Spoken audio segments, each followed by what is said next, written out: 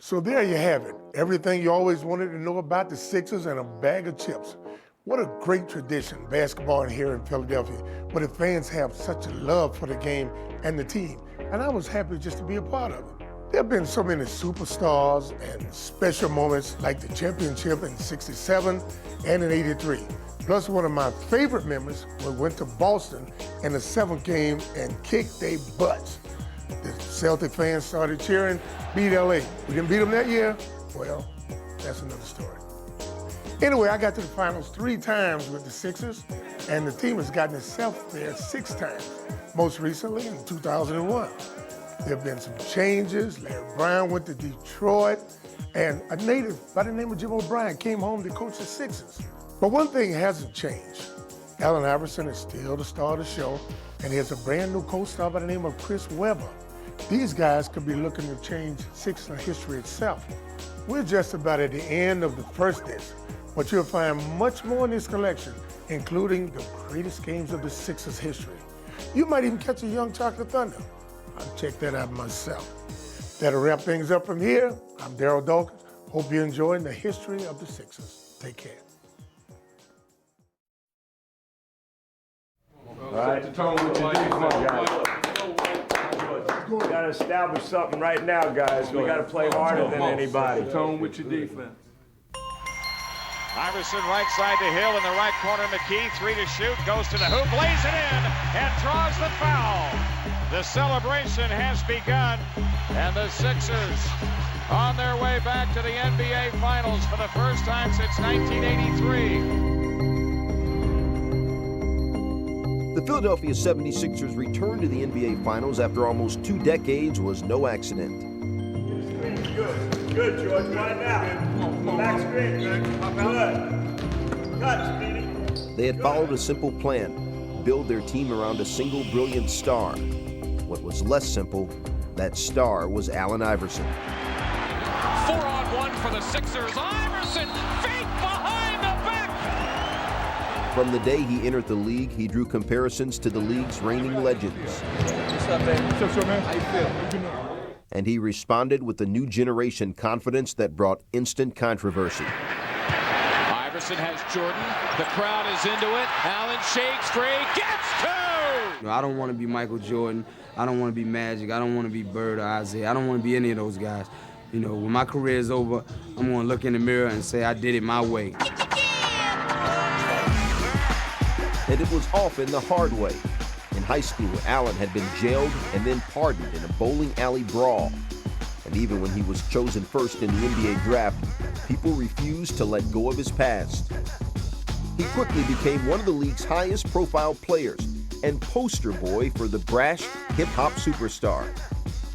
No matter how well he played, it was Iverson's image that had become the story. But for Allen, it was simple.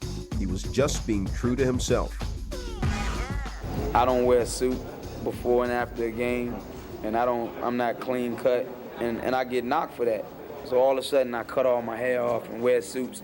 Are you gonna love me then? I'm still gonna be the same person. People think because he has cornrows, and might be because he's black and from the hood, that he's bad. I've never run into an athlete who had a bigger chip on his shoulder. Here was a guy who really had a streak of anger about him. I can't stand the media. You can't put us all the same. Like one of my worst enemies, man. Antisocial, uncaring, unfeeling, selfish, all of the things, all of the pejoratives you can think of, probably a lot of people thought applied to Allen Iverson. Despite public pressure to change his image and distance himself from those who had shaped him, Allen stood firm. The one thing that you liked about him was the one thing you were most concerned about with him, was that he was incredibly loyal. And I always thought loyalty was a good quality in people. I always put my family and friends before anything else. That's just the way I am. You know, if I'm wrong and feeling that way, then obviously I'm going to die that way. That's just the way I'm going to be. Let's go. Let's get it on, baby. Let's get it on. Get it done, baby. From the start. 1, 2, 3. Play on. As long as he led his team to victory, Iverson felt that his performance should speak for itself. Iverson all the way for two. Oh, it's a beautiful thing. But even he couldn't completely keep his lifestyle separate. I didn't come to practice because I was out all night. You know, I hang out all night all the time. I'm satisfied who I am. You know, if I could start all over, I'd rather be me than anybody else, regardless of how people look at me. Until I'm finished playing basketball, I'll never cross over. You know, cut my hair, get a clean cut, just being fake. I never do that, because I'll be lying to myself. In Iverson's first year, the Sixers had won only 22 games. Veteran coach Larry Brown was brought in to point him in the right direction. The combination would be explosive. Brown was known as an intense motivator. He was a stickler for fundamentals in search of basketball perfection. Your man is helping on every play. You got to be a man and catch the ball and make a play. I am searching for perfection. I don't think you have the right to continue to coach if you're not trying to get better, because you have such a responsibility being a coach to help other people. That quest had led Brown on a coast-to-coast basketball odyssey. It truly is a new era. It's a new era because we have an outstanding new coach in Larry Brown. This is an amazing situation. Bedlam reigns here in Kansas City as the Jayhawks beat the Sooners. I thought that I'd be at Kansas for a long time, and never in my wildest dreams did I ever think I'd have an opportunity to come down here and coach. I just hope I'll be around for a long time. And the Los Angeles Clippers are on their way to the playoffs for the first time. I would really like to find a permanent place, and I don't think you could find a better situation than being in Indiana. I'm leaving because I think it's time to move on. If I could change some of my decisions, I would have liked to have been able to stay at one place, but it didn't work out. For almost 30 years, he'd gone from team to team. I don't think we're moving the ball quickly enough. You know, we're kind of aiming it and we're a little tentative. Just play your game.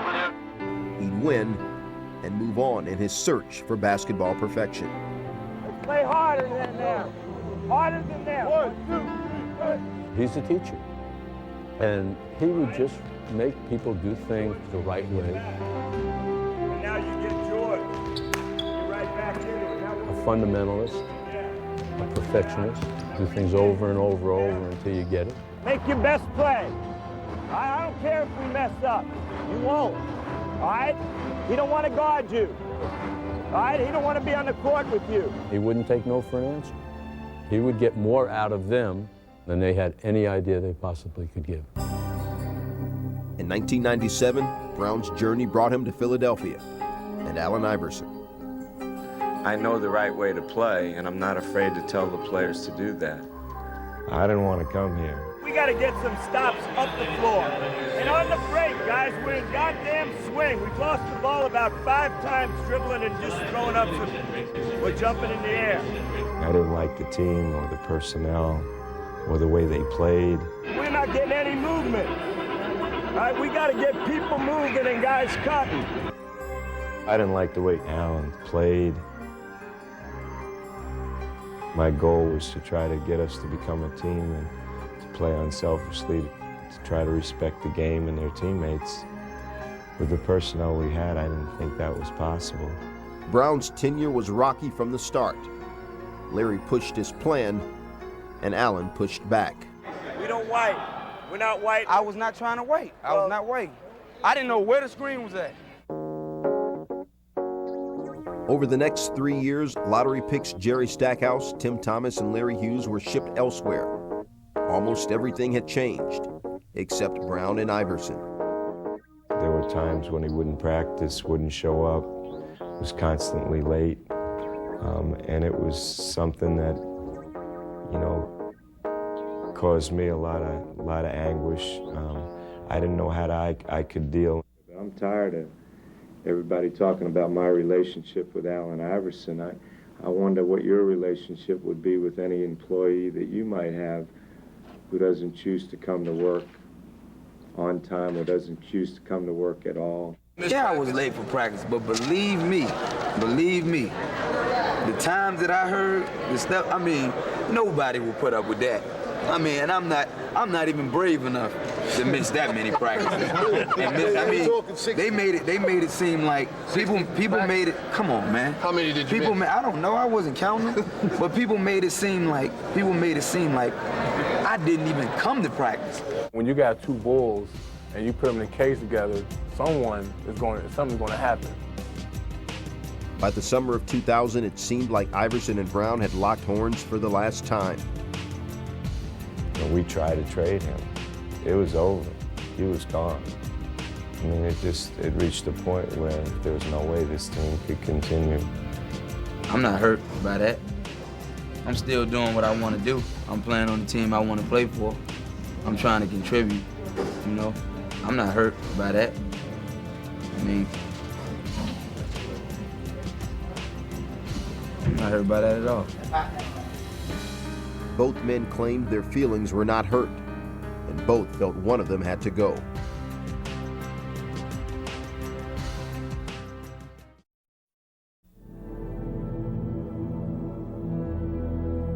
During the summer of 2000, everyone expected Allen Iverson to be traded, including Larry Brown and Allen Iverson. I didn't expect him back. I wouldn't have come back. And none of Allen's teammates wanted to continue. All summer long, I didn't know. I woke up scared every morning, not knowing that if I was at another team or not. And the offseason was ugly. It was truly ugly. I mean, coach didn't want Allen, and Allen didn't want the coach. With at least one trade killed by salary cap problems, Allen was still a Sixer by summer's end.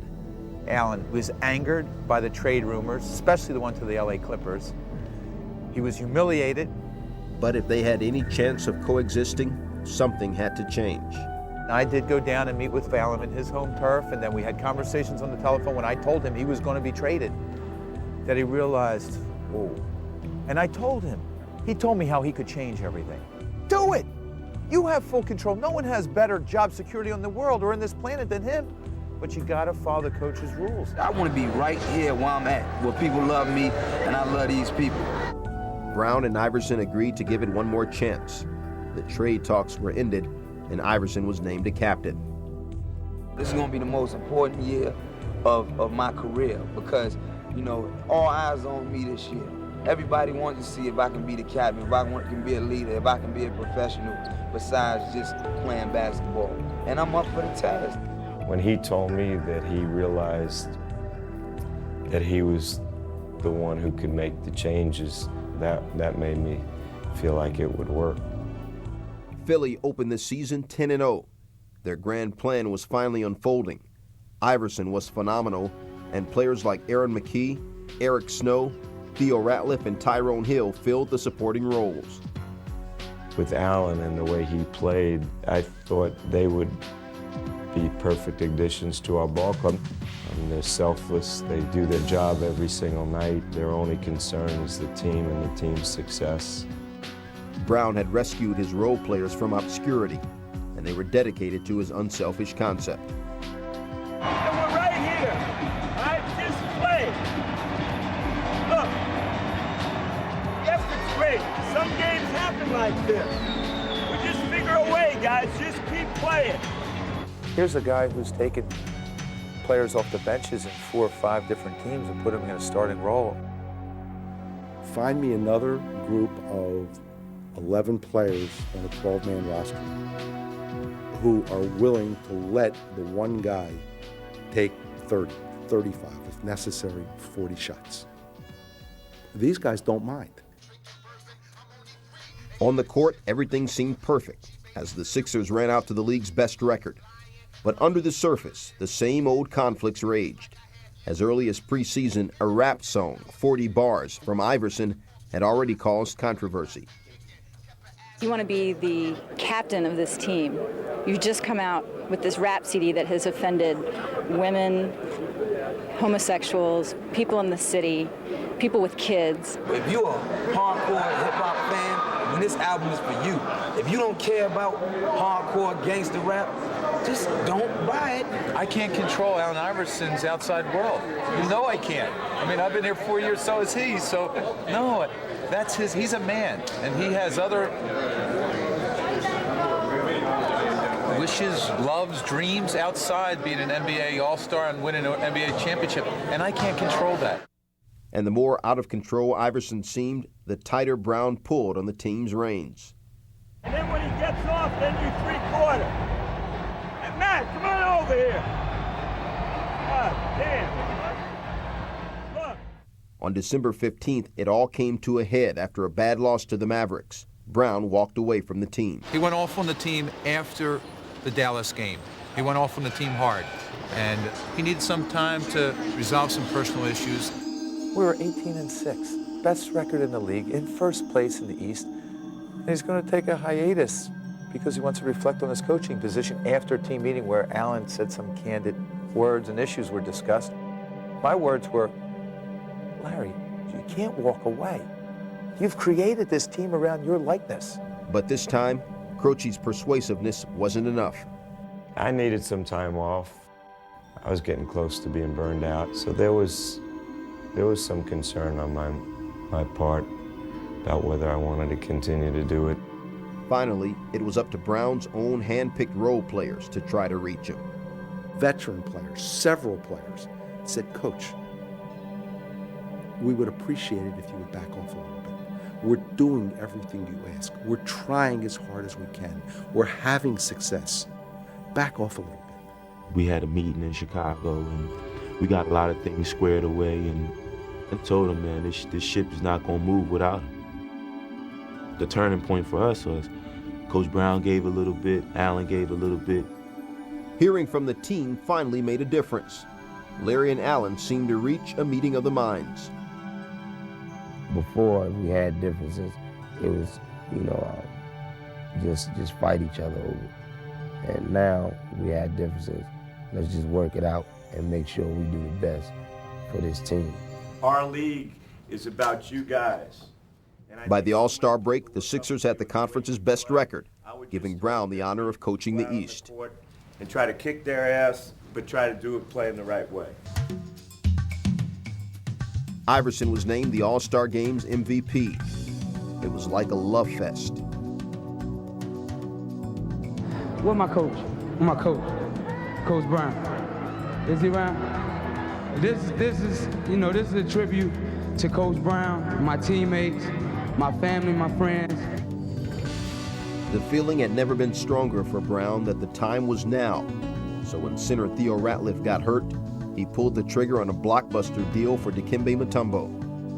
For 3 straight days, Monday, Tuesday, Wednesday was a trading deadline. I called and met with Larry Brown every day. I said, you sure about this?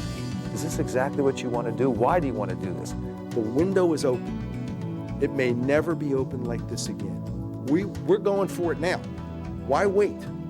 We may never have this chance again. Go for it. Brown quickly fit Mutombo into his system. The Sixers finished with the best record in the Eastern Conference. Fatefully, the team they would face in the first round of the playoffs was the Pacers. From 1993 to 97, Larry Brown had coached Indiana and was unable to guide them to the finals. Sometimes being a coach is like being a second lieutenant in a combat zone. And eventually you're going to get shot. I didn't accomplish what I was hired to do. In the 3 seasons after he left, he watched them eliminate the Sixers from the playoffs twice and go to the finals without him. Larry Brown said it was a tough series for him. With the Pacers, Brown had been accused of stifling his players. I was demanding too much at that time. I knew we weren't going to win, and I was unrealistic. So they did tune me out. It was a claim he had confronted again in Philadelphia. When the stakes rose, Brown squeezed harder. And as the Sixers prepared to open the playoffs against the Pacers, his intensity was rising. Indiana, there was a hunger there that I hadn't really ever seen before, just to beat them. We had to win in Indiana. We had to beat Indiana. We had this big yellow monkey on our back.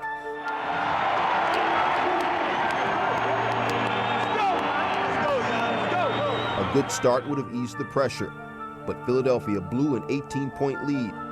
Reggie Miller hit a last-second shot to beat them in Game 1 on their own home floor. Reggie for three. Miller, a three. Bang! Reggie Miller knocks it down, and this place is absolutely stunned. Larry Brown seemed ready to explode, and his team couldn't help but feel it too. Right now, Indiana they just got our number. You know, simple as that. You know, you can't even reword it any better. They have our number. That mood after the game was just, everybody was just so quiet. You know, coach was upset. We were throwing garbage cans. Few first-round games hold the weight of the season. This one carried the pressure of 4. From the day Larry Brown came to Philadelphia, skeptics waited for a moment like this to watch him crack. But Brown would disappoint them. We got to get back on track, man. Yeah, right. Forget what just happened. Let's just go from here on out. Larry Brown didn't make an impassioned pregame speech. He made adjustments, and the Sixers executed. Iverson, I think it's a great coach game from my coach. I mean, you just wouldn't believe the turnaround that we had.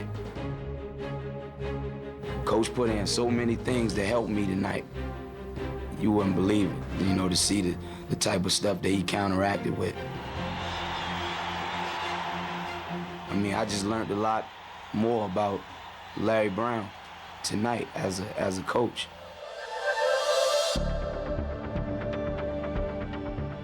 The rest of the series might as well have been an epilogue. For all the pledges of respect he and Allen had made to each other, this series spoke louder than words. He kept telling us over and over, you know, over and over, think about winning, think about winning. And, you know, obviously, that was the only thing on our mind. I think it's important because I think it kind of closed another chapter in his book. You know, the way he left Indiana and, you know, all of the talk they were saying about him and relationship with some of his players in Indiana. And now he can, you know, let that rest and he can move on.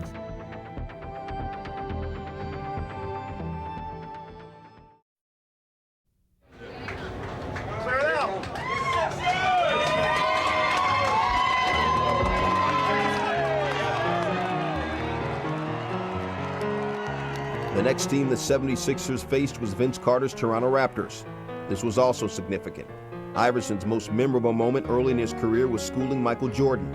Vince was hailed as MJ's second coming. From Jordan's own University of North Carolina, he was the clean-cut, crowd-pleasing mainstream superstar that Iverson would never be. The dramatic setup was perfect. I love you with so much heart. I'm gonna pass it on to you, baby. It's gonna be wrong, right? From the start, the series would become a duel between Carter and Iverson. Iverson for three. Down it goes! And predictably, Iverson was cast as the villain. Vince Carter says, if the little guy can do it, hey, I can do it. Wow. That's all I can say. Carter again for three.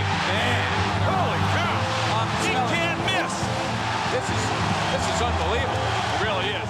He was taking you to town and you guys couldn't stop him. You're right. You saw the game just like everybody else. You're right. I mean, ask the question. You saw that. I saw that. Is there a way to stop him from that? No, man. If there was, we would have did it. But as the much smaller Iverson matched Carter by sheer force of will, the storyline began to change. Iverson, 2 to go for the lead. Yes! Without even realizing it, Iverson was making his most persuasive case for acceptance on his own terms. Allen Iverson has scored the Sixers' last 19 straight points. And as the team split the first 4 games, even sports fans outside of Philly found themselves doing something they never thought they would, rooting for Allen Iverson. 52 points for Iverson. He is the man. The kid's come a long, long way. you see the trouble he was in last year, and all the negative about him. This year it's all positive. He's dedicated to winning. Whatever it takes, he'll do it. I think he just grew up and he realized there's a lot more out there when you be nice. If you're not nice, nobody likes you. Had Iverson changed, or just people's opinions of him? And did it matter? When you see the way people react to him, it's kind of nice. You don't look at the tattoos or the cornrows. You just look at what's inside of him. Before Game 5, he was crowned the league's most valuable player. Every time I come in this gym, in this arena, I hear my favorite song. You know, y'all voices. So it's time for y'all to play that song. Let's make this noise and get this party jumping. During Game 5, he played like the MVP, scoring 52. Afterwards, no one was talking about rap singles and cornrows. Here's Iverson for three, and he did it again! And the little guy, the MVP, trots to the sideline, asking from the fans, let me hear you. Allen, a lot of people affectionately refer to you as the little guy, but could you come up any bigger for your team than you did this evening? I hope I can. I always play with my heart. You know, I play with my heart first, you know, because I feel like that's all I got. All right, congratulations. Thanks for treating us to one of the all-time great playoff performers. Thanks, D. Game 6 went to Vince and the Raptors, with Carter scoring 39. Iverson was ready for Game 7. And then if you can't get going in this type of game, there's a problem, man. Toronto double-teamed and bullied him all over the court. Iverson went down so hard, he has a hurt back, and he is grimacing in pain. Hurt and tired, Iverson still found an answer, with some help from Brown. Allen, I must tell you again, when they double, you got to go into some kind of passing game. The ball has to move. Iverson, Allen on the right side, Giles guarding him. Allen with a jab step, picks up the foot, now moves the dribble. Here's the right baseline jumper by Jones. Got it! Right feed by Iverson. He's a passing machine. Iverson would hand out a career-high 16 assists, and the game would come down to a final shot. Sixers by a point, 88-87. Here we go. Antonio Davis will screen. Curry will play in. Curry looking for Carter. Carter runs it to the near side. He stops. He shoots. His shot is up. It's off the rim. And the Sixers advance to the Eastern Conference Finals as Vince Carter misses a shot. Iverson had outdueled Vince Carter on a national stage. It wasn't hard to see how much had changed. The thing that I'm proud of him is learning how to play. And he was a kid that was so competitive, wanted to play 1 against 5 every possession. And I just see his game developing. And he wants to win so badly. He's such an unbelievable competitor. And I'm learning a lot about him. The answer is in the building. Who the hell is the answer? I don't know. Okay. Oh, the answer, I'm sorry. Against the Raptors, Iverson had had the answer for every challenge. But going into the conference finals against the Milwaukee Bucks, the answer's health was in question. And Philadelphia had always made it clear that he was their one indispensable part. All season long, Philly's role players had lived in Iverson's shadow, suffered through the conflicts, and struggled with the whispers that they weren't good enough to help him get to the finals. I'm the all-star on this team. You know, I'm the one. If we win, you know, they go after me. And if we lose, they go after me. You know, and my teammates, you know, they just have to play ball and just help me. The question now was, would they be there when Iverson suddenly turned to them for help? You see Eric Snow playing with a screw in his leg and a broken bone, with Dikembe with a broken finger, Aaron with a possible rotator cuff injury. That's why we're here, because of the character of all those players. After splitting the first 2 games in Philadelphia, the question became even more urgent. Iverson would be unable to play in Game 3. It's sore as hell. Yeah, but only, see, I started cramping up real bad. You know, this team has been through a lot, so, you know, this is nothing. All we know how to do is just go out and play hard. Iverson would be unable to play in Game 3. The question became even more urgent. Iverson would be unable to play in Game 3. Game 3 was scheduled for Friday, September 9th. Iverson would be unable to play in Game 3. The question became even more urgent. Iverson would be unable to play in Game 3. You know, this is nothing. All we know how to do is just go out and play hard. Without Iverson, the Sixers were treated like a lottery team as everyone expected the Bucks to beat them easily in Game 3. Instead, they almost pulled off the upset and delivered a message not lost on anyone. I've never been around anything like this. I'm just proud of just being on this team, man. It just makes me feel good about competing in the next game. With Iverson back, the Sixers beat the Bucks in 7, thanks to key contributions from the role players. Snow with 6 to shoot. Takes the outside jumper from the left and through. Oh, my goodness! Tim, how about that with Eric Snow? Not Allen Iverson, Eric Snow! I was looking at his x-rays today and was just sitting there just shaking my head, knowing he got a screw in his foot already. And I was just saying to myself, I'm just glad to be a part of something like this, man. That's special to have teammates like that. Hey, yo, man. Y'all boys ain't no joke, man. I love y'all, man. I love y'all. Hey, yo, that's a team, man. That's a team right there, baby. Woo! The Sixers were going to the finals for the first time in 18 years. And for Larry Brown, it meant even more. This coach's first time, man. Let's make it a good one, baby. Let's make it a good one, man. 1, 2, 3. Play on!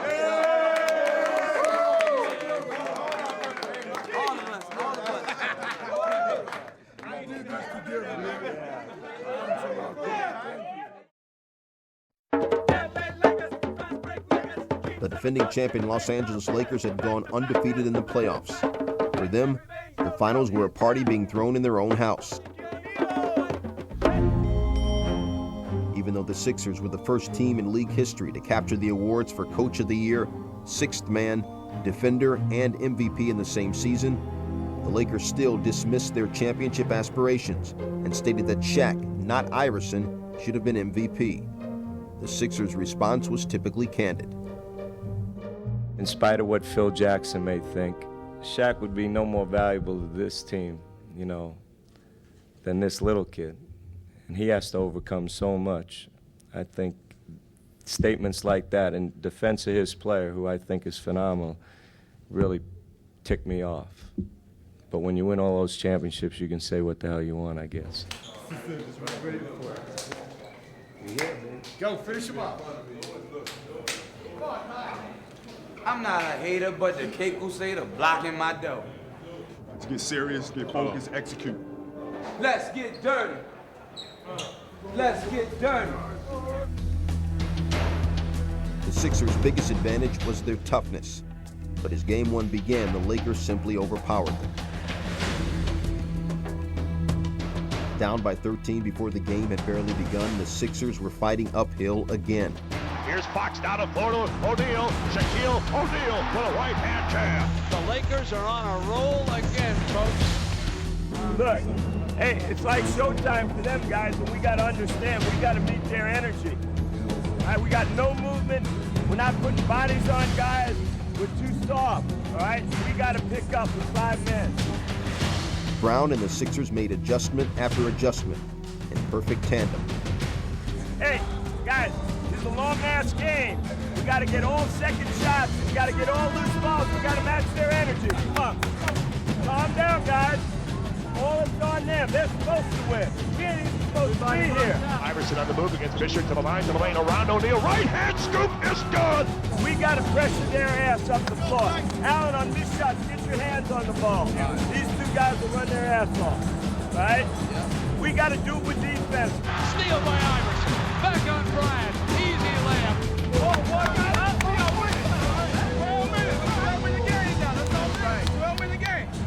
Hey, get your heads up. We're up 2 points. Let's go. All right, we didn't finish it out very good. We're all right. Even with Shaq pounding them for 41 points in regulation and Tyronn Lue hounding Iverson, the Sixers somehow managed to push the game into overtime. Head and shoulder and foot space. The dribble drive, bounce the ball in the corner. He gets it back out of it. Iverson for 3. Got it. Take a deep breath and understand we got 5 minutes to get a one-up on these. All right, 5 minutes. Go. Every rebound, every long rebound, every loose ball. Overtime played out like a recurring nightmare as the Lakers immediately took control. This is championship defense right now. The 76ers cannot run a play. No one had ever questioned Larry Brown or Allen Iverson's talent, But now, undermanned and exhausted, they would make a statement about their character. It's Sixers basketball as Lou misses for the first time tonight. McKee kicks it open, Iverson.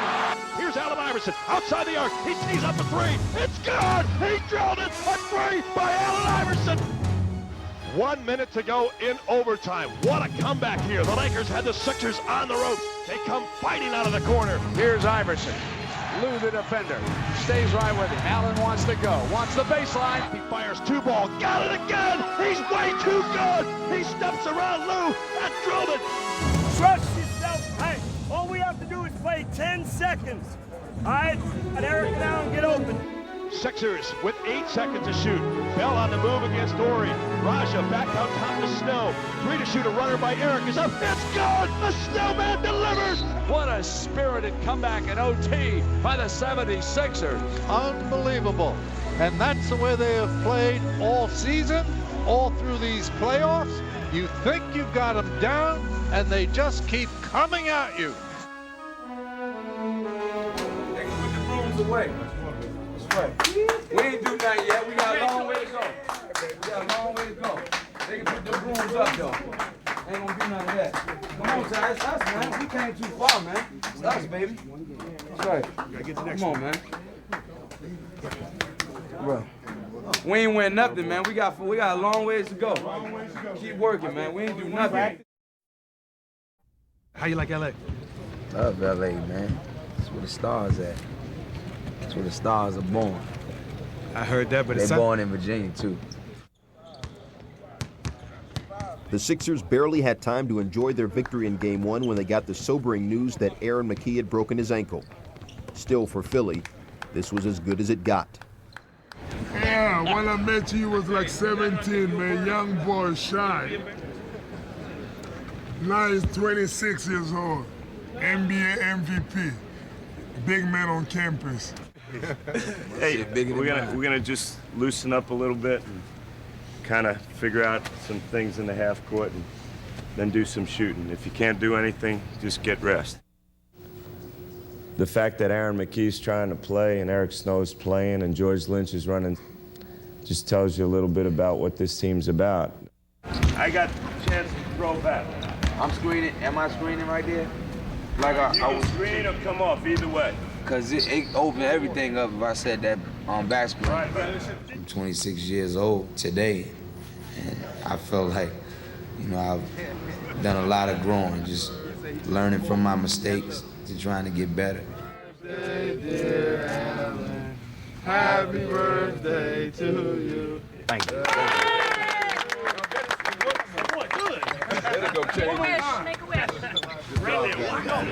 Look, let's have a nice flight home by kicking somebody's ass. As long as we play hard, play this game like it's our last, we can look each other in the mirror, man. Hey, let's go, baby. The confidence is down. Let's keep them down.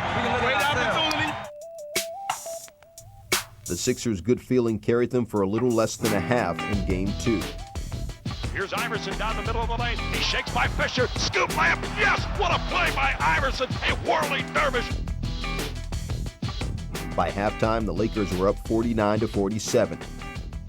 And in the fourth quarter, LA went up by as many as 12.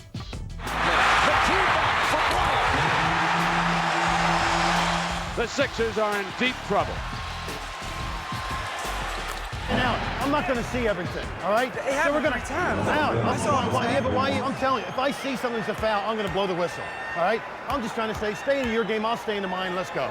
Hey, guys, I don't know what the hell is going to happen in this game, but we got a series, all right? We got to figure out how to play better. A last desperate charge cut the lead to 2. Behind the back move, backs up, 18-footer up and good. What a sweet shot by Allen Iverson. And this a team that just refuses to go away. But in the end, the Lakers had the victory. Back outside and Fisher's three. The Sixers were left only with their bravado. Look at Iverson and Kobe talking to each other right now. I'm telling him we're going to win it, and he's saying they're going to win it. Everything's been kind of easy for those guys. They've been beating up on everybody, and we put them in a war. Nobody going to just walk over top of us. Won't happen. As the series shifted to Philadelphia, the Sixers ready to face the defining test of their season. All their plans had pointed to this moment, and the entire city seemed to resonate with their hopes. If the Sixers' dreams were to come true, Game 3 in Philadelphia was the time. I see a parade, and it's in bright, living color, starting up in North Philadelphia, and then coming around City Hall down into South Philly with floats and motorcycle cops and Ann Iverson in a float. 5 million people, 20 deep. I really see it. I feel it. It's got to happen. In the name of the Father, Son, and the Holy Ghost. Bless my son, keep him safe, and let him win this game. Please, God, I'm asking you in your name. Amen. You want to get hit up? Yeah. Douse. Double dose. A win here would keep them in the series. A loss would be crushing. A lot of people didn't even think we would be here, but it's about heart.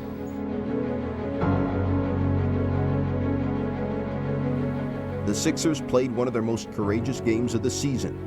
Every time the Lakers tried to put them away, they came back stronger. Iverson cuts back, goes down the paint for the layup, is good. The competitive instincts of this Sixer team is amazing. The moment of truth right here.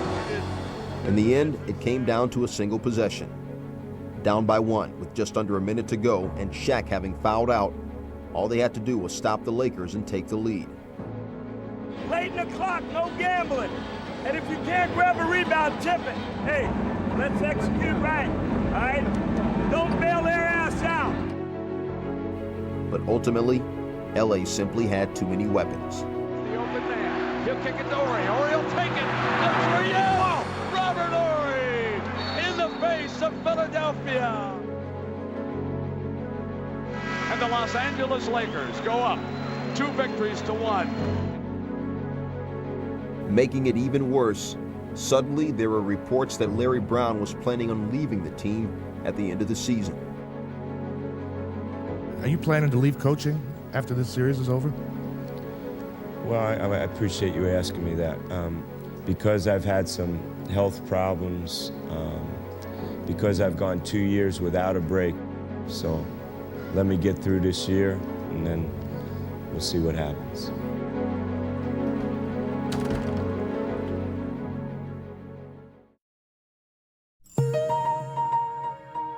All the Philadelphia 76ers' hopes had rested on this season. It was their championship drive that had brought them together. And now, with their loss in Game 3, they had to face the fact that it was all but over.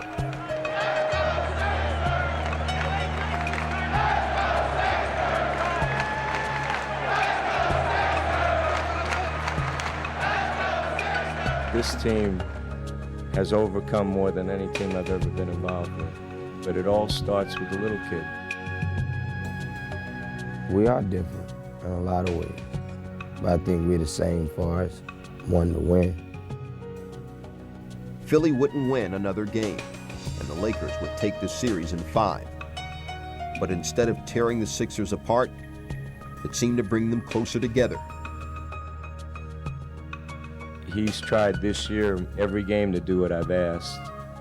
Has probably been the most satisfying thing about this whole process.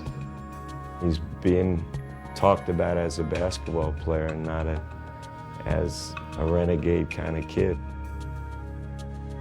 He's a great motivator. You know, he's somebody that you want to go out there and bust your ass for 48 minutes. Alan, you all right? Yeah. Hey, love your effort. Come on, it's great.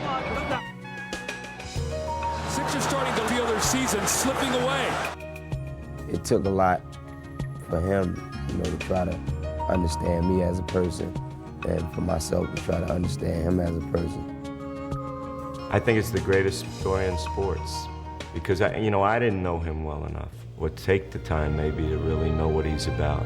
I think as a coach, a lot of times I didn't spend enough time trying to know what players were about, and to understand that maybe their way of showing them emotion or trying to win or trying to be competitive was a little different than mine. I think he's opened my eyes to that. He's helped me so much since he's been my coach.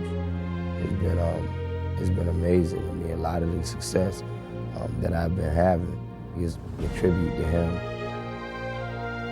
Lakers are up on the bench. They can all smell it now. They know all they got to do is just hang on.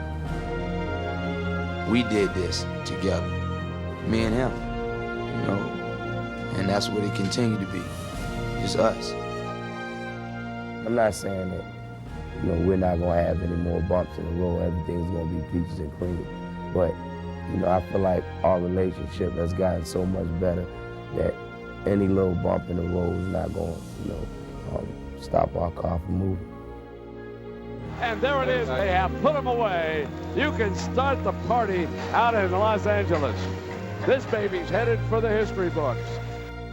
I'm thrilled with his growth and what he's been able to accomplish, but I still think it can get better. You said you might need some time off. What did you mean by that?